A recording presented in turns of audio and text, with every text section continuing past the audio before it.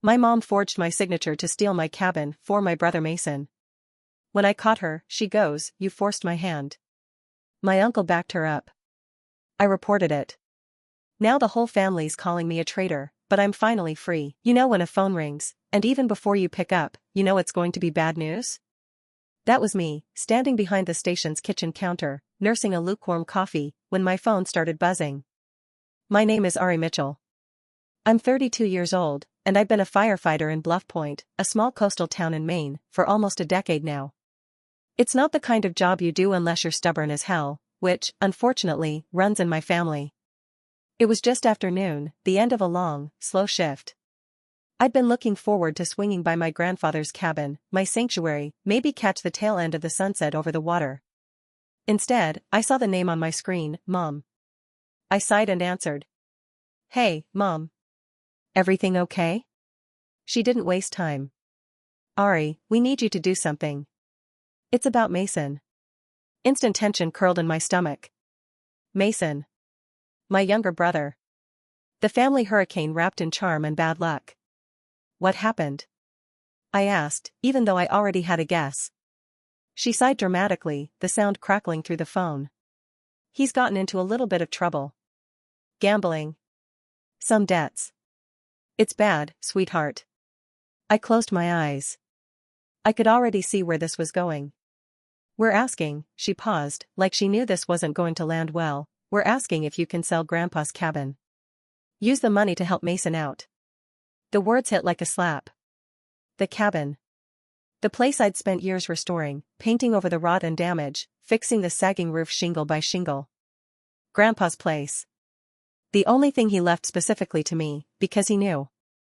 "No," I said, voice firm before I could even think about softening it. "Absolutely not." Silence on the other end. Then a sharp, wounded inhale. "Ari, how can you be so cold?" My grip tightened around the coffee cup. "Cold? Mom, it's the one thing in my life that's mine. Mason's had a million second chances already. Why does this have to be my problem too?" Her voice dropped, the guilt switch flipped on. "We raised you better than this. Family helps family. You wouldn't even have anything if it weren't for your grandfather." I bit the inside of my cheek until I tasted blood. "Grandpa gave it to me because he wanted me to have it," I said quietly. "I'm not selling it." "You're unbelievable," she snapped. "Ungrateful. Selfish. You know Mason could be in real danger?" Before I could reply, she hung up. I stood there, stunned but, if I was honest, not surprised. Mason had always been the favorite, the one they coddled and cleaned up after. I was the fixer. The reliable one. And now I was the villain. That night, after my next shift, I finally checked my phone properly. 43 missed calls. 31 texts. All from family. "My Aunt Laura, you're letting Mason rot?" "My cousin Derek, I thought you were better than this, Ari." "My stepdad, blood comes first." "You forgot that?" Each message was like a punch in the gut. Screenshots were flying around, too, Mason, posting some sad, blurry photo of himself at a bar, captioned, "Some people you think will help, won't." Plenty of heart emojis from relatives under it. Plenty of blame. I tossed my phone on the bed and sat down hard. It shouldn't have surprised me. This was the pattern. Mason messed up, I cleaned it up. If I didn't, I became the monster. But this time was different. This time I wasn't folding. I looked around my tiny apartment, then over at the battered duffel bag I kept packed for weekends at the cabin. The thought of anyone else touching that place, of strangers getting the life out of it just for some quick bailout cash, made my skin crawl. No.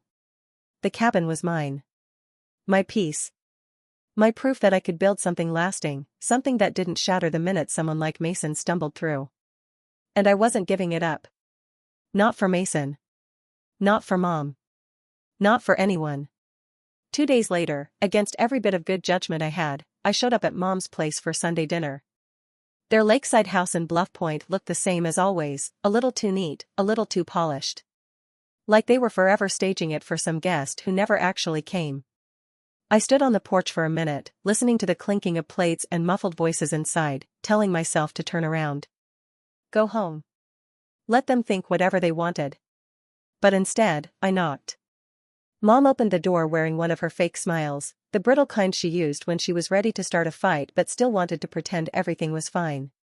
"Ari," she said, like my name tasted sour. "You came." I said I would. My voice was flat. Guarded. Inside, the table was already set: ham, mashed potatoes, 2 bright cranberry sauce. My stepdad, Ron, was poking at a salad, avoiding my eyes. I slid into a chair at the far end of the table. It was almost normal. For about 3 minutes. Then the door slammed open. Mason stumbled in, late as usual, sunglasses perched on his head despite the cloudy day, hair sticking up like he had barely bothered to shower. His shirt was wrinkled, his boots caked in mud. He dropped into the chair next to Mom and peeled off the sunglasses. His eyes were bloodshot, his face pale and drawn. He looked wrecked. Poor Mason. Always the tragic hero. "Hey," he muttered, glancing at me like I was a bug he was too tired to squash. Mom patted his hand. "We're just glad you're here, honey." Dinner started. Or tried to.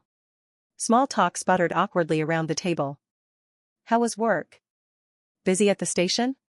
Did you hear about the new hardware store opening?" Finally, Ron cleared his throat, shifting in his seat. "We need to talk about the cabin." And there it was. The real reason they had lured me here with ham and mashed potatoes. I set my fork down carefully. "I thought we already did." Mom jumped in. "Honey, you're not being reasonable. This isn't about some old cabin. This is about family." Mason shoved his plate away, slouching in his chair.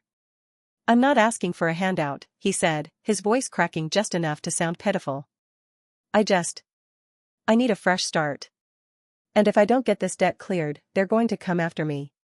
He wiped a hand over his face, and for half a second, I almost bought the act. Almost. But then I remembered every other fresh start he had burned to the ground. Therapy sessions he skipped. Jobs he walked out on. Loans he disappeared with. "How much?" I asked quietly. He hesitated. "About 80 grand. I blinked. 80,000? He shrugged, like it was pocket change. It got out of control. Mom leaned forward, voice trembling. "Mason is in real danger, Ari. He's your brother." I shook my head. "He's been given chance after chance. And every single time, it ends the same. That's not fair." Mason snapped, slamming his hand on the table. "You think you're better than me just because you hide behind that stupid cabin and your firefighter badge? At least I'm not some cold-hearted robot." My jaw clenched so tight it hurt. "You think I'm cold? After everything I've cleaned up for you? After everything I've given up?" Mom jumped in like a referee, waving her hands. "Enough. Both of you." She turned to me, eyes wide, voice low and urgent. "Ari, sometimes, when you love someone, you sacrifice. You bend. You bleed." I let out a bitter laugh. "I've been bleeding for this family my entire life. You just never noticed unless it benefited Mason." The air in the room turned thick, like syrup. No one moved. Even Ron stared down at his lap like he wanted to vanish.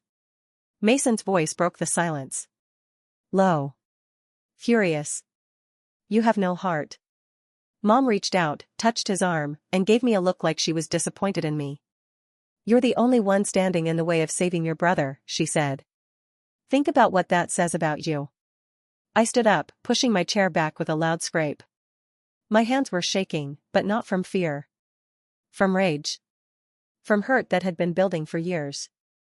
"I have thought about it," I said. "And I'm done." I didn't wait for their protests. I grabbed my jacket, walked out the door, and didn't look back. That night, after storming out of Mom's house, I drove straight to the cabin. It was already dark when I pulled up the long dirt drive, the headlights slicing through the trees.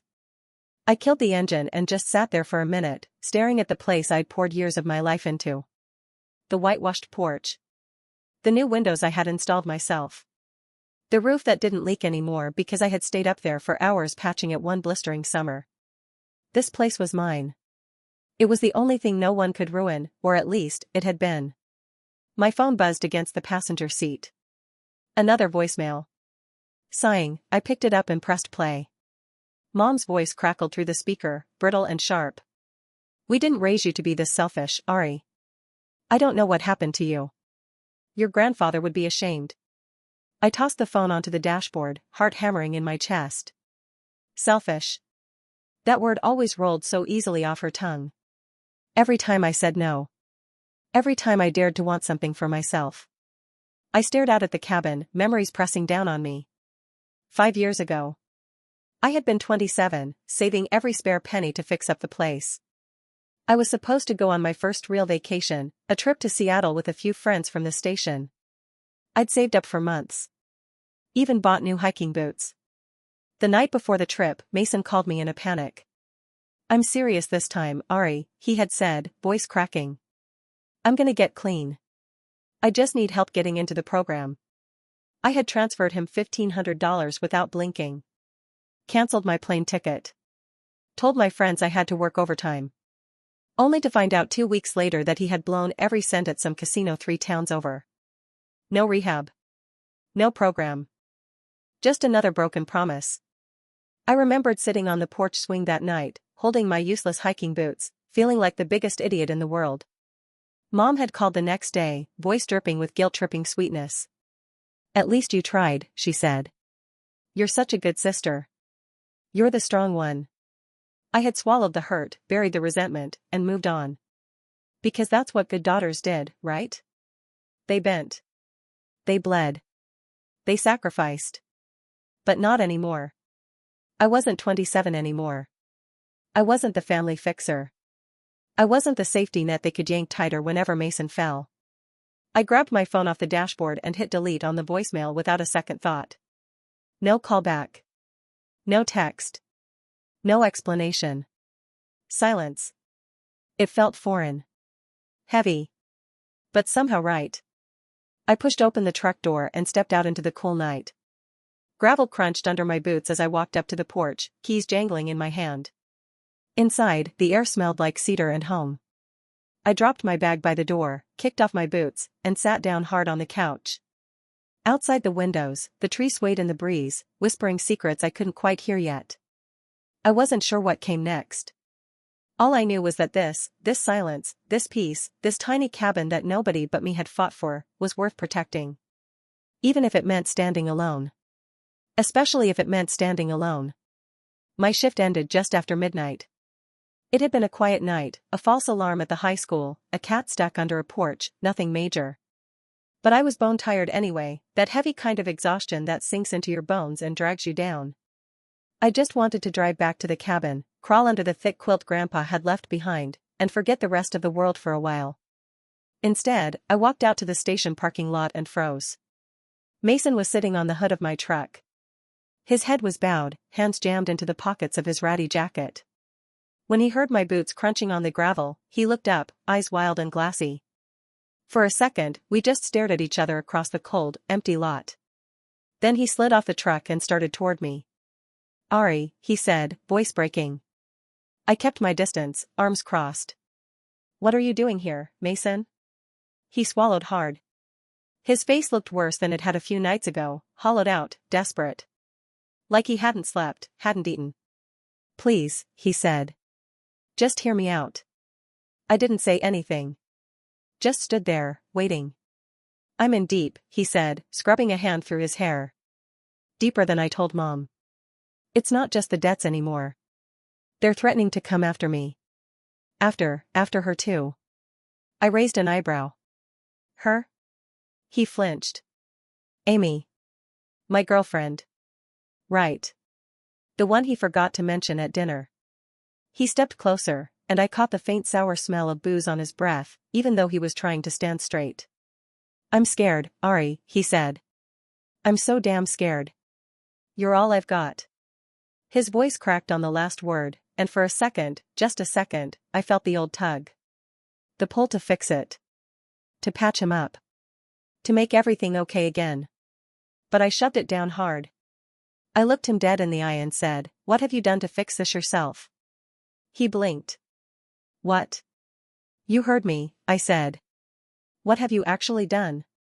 Did you sell your car? Get a second job? Cut up your credit cards?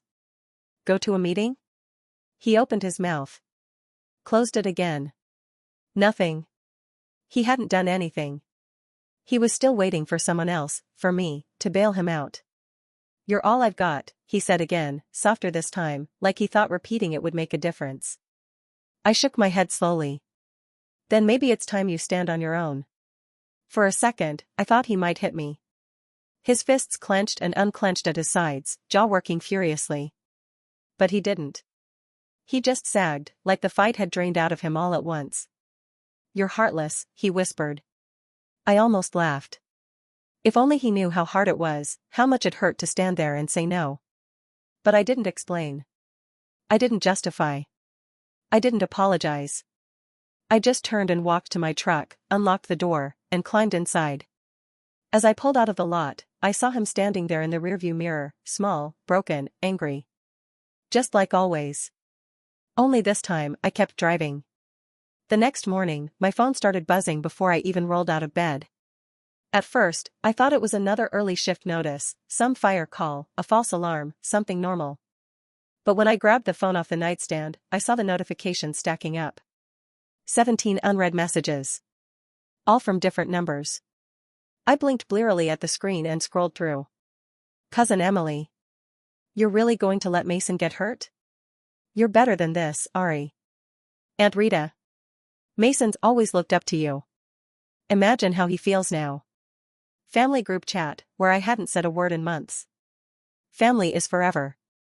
Don't turn your back on us. From someone, probably my mother, hiding behind the group name. I sat up slowly, heart sinking. It wasn't just Mom and Mason anymore. It was the entire family. A full-blown guilt campaign. I didn't even know half the numbers texting me. Old friends of the family, second cousins I hadn't seen since high school graduation, all chiming in like it was some civic duty to shame me into compliance. One message stood out, colder than the rest. Uncle Pete. We should chat. Face to face. Family needs to stick together. You know where to find me.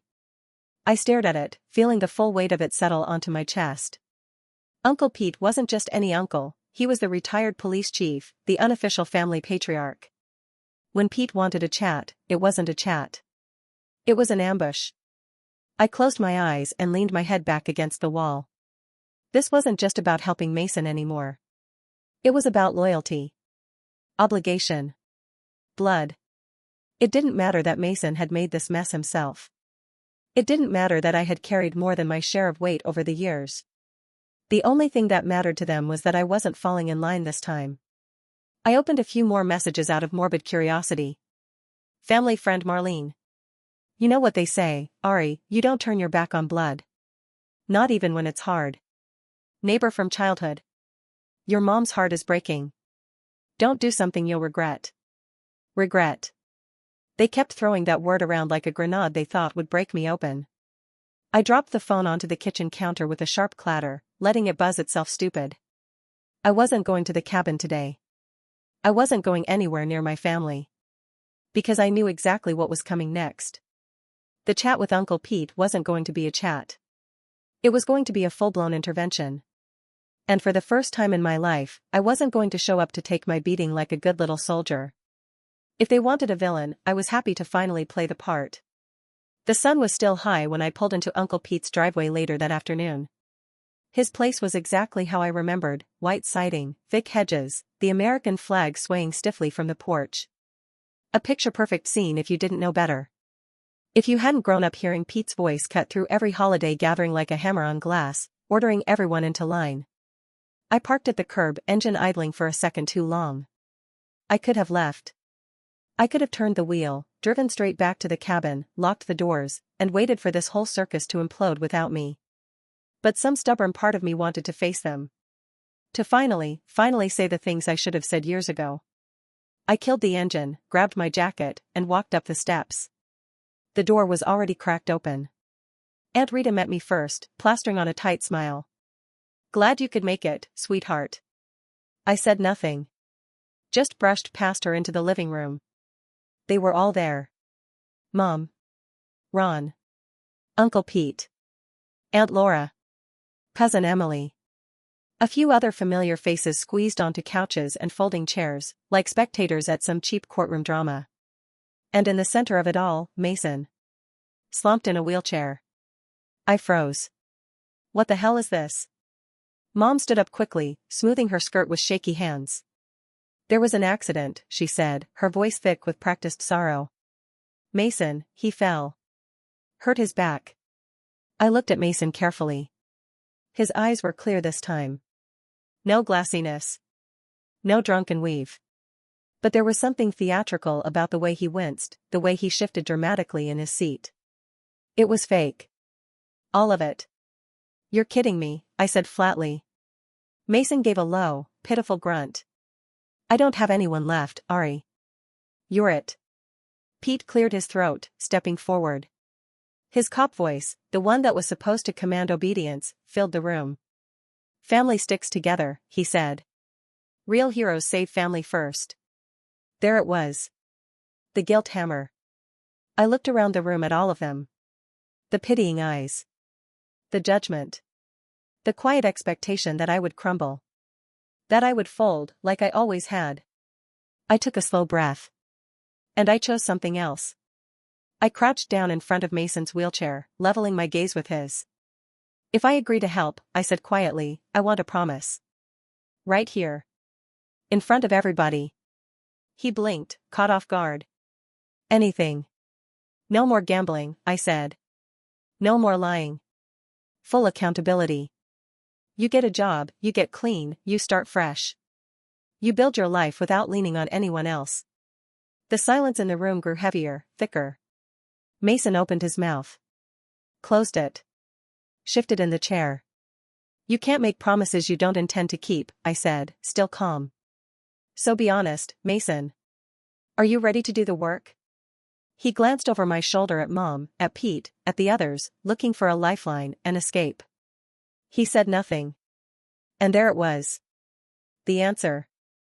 I stood up slowly, feeling the weight of the moment settle into my bones. You can't even say it, I said. You can't even lie well enough to fake it anymore. Mom moved toward me, voice trembling. Please, Ari. Please. This is bigger than pride. I turned to her, heart hammering in my chest. Pride didn't build that cabin, I said. Sacrifice did. Pain did. Every scraped knuckle, every sleepless night, every broken promise I had to survive. Her mouth opened, but I didn't let her speak. If I lose that cabin, I lose the only thing in this world that belongs to me, I said, my voice cracking but steady. I lose myself. And you, all of you, have already taken enough. Nobody said a word. Pete's face was unreadable. Mason slouched deeper in his chair, the mask of the wounded boy slipping just a little, revealing the spoiled brat underneath. Mom's lip trembled, tears starting to gather in her eyes. But I didn't waver. I stepped back toward the door, hand on the knob. You want a villain? I said, my voice low, final. Fine. Let me be the villain. And I walked out, leaving the roomful of them sitting in their own silence, their own shame. Not mine. It happened 2 days later. I was finishing paperwork at the station, sitting at my desk half listening to the radio crackle, when my phone buzzed with a voicemail notification. I didn't recognize the number, but something about it, the local area code, the formal tone in the transcript preview, made my gut tighten. I hit play. Hi, this is Susan from Coastal Title Services. I just wanted to confirm that you requested the ownership transfer for the cabin property today. Please call us back to verify your identity. I sat there, staring at the phone in my hand like it had grown teeth. Ownership transfer. My blood ran cold. I grabbed my jacket and was out the door before anyone could say a word. The title office was a small brick building downtown, tucked between the insurance agency and a bakery. I barreled through the door, heart hammering in my chest. Susan, a woman in her 50s with kind eyes, stood behind the counter. Hi, she said cautiously. Are you? Ari Mitchell, I said, cutting her off. I didn't request any transfer. Her expression shifted instantly, from polite confusion to alarm. She nodded, reaching for a manila folder on her desk. We thought it was odd. The paperwork looked off. I skimmed the first page. The name listed under seller? Ari Mitchell. The name listed under authorized signatory? Eleanor Parker. My mother. And right there, sloppily forged, was a signature that looked vaguely, very vaguely, like mine. The room tilted for a second. They hadn't even tried to hide it. They were stealing the cabin. I don't even remember driving to my mother's house. 1 minute I was gripping the steering wheel so hard my knuckles ached, and the next I was standing on her porch, fist pounding the door loud enough to rattle the windows. It swung open a minute later. Mom stood there in a bathrobe, hair half done, mascara smudged under her eyes. Ari. I pushed past her into the house. You forged my signature, I said, my voice low and shaking. You tried to steal the cabin. She didn't even bother denying it. She just closed the door quietly behind me and said, we were just looking at options. Looking at options. Like it was a lost dog at the shelter. Like my sanctuary, my one sacred place, was just another disposable asset they could shuffle around whenever Mason needed a bailout. I stared at her, something breaking open inside me. You really think this is okay? I said. You think you're entitled to everything I have just because you're my mother? She flinched at the word. Mother. Heavy. Bitter. I had no choice, she said quickly. You wouldn't listen. You forced my hand. I laughed, short and sharp, more bark than humor. You forged legal documents, Mom. That's a crime. Her face twisted, ugly and defensive. You wouldn't understand. You don't know what it's like to watch your child suffer. You mean Mason, I snapped. Because I sure as hell don't see you losing sleep over me.